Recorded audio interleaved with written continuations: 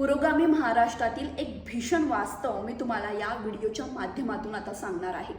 गडचिरोली जिल्ह्यातील अतिदुर्गम भागात राहणारा माडिया गौंड आणि मुरिया आदिवासी समाज, जिथे महिलांबाबतीत आज 2025 मध्येही एक भयानक परंपरा पाळली जाते, जिथे महिलांना मासिक पाळीत आपल्या घरापासून दूर एका कुर्मा घरात ठेवलं जातं, जिथे त्यांना या महिलांना नरक यातना सहन कराव्या लागतात।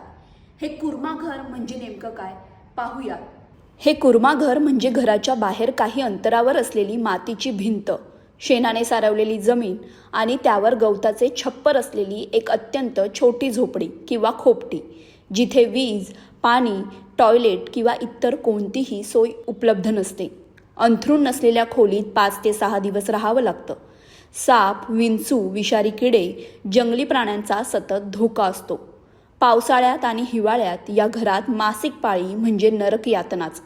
काही गावांमध्ये मासिक पाळीवेळी या महिलांसाठी घरचं जेवणही मिळत नाही, तेव्हा त्यांना 4 बाय 4 फूट आकाराच्या कुर्मा घरातच स्वयंपाक करावा लागतो।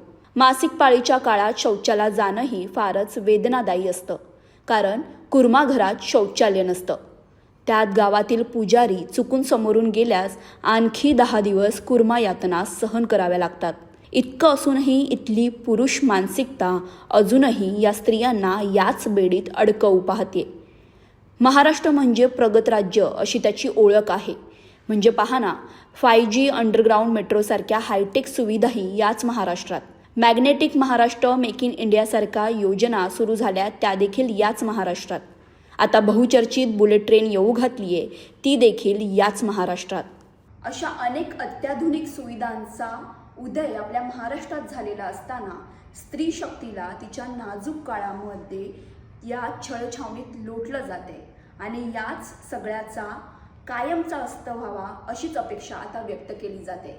या संदर्भातला आमचा ABP माझाचा सविस्तर रिपोर्ट पाहण्यासाठी abpmaza.in या आमच्या वेबसाईटला नक्की भेट द्या आणि तुमचं याबद्दलचं काय मत आहे ते आम्हाला नक्की सांगा।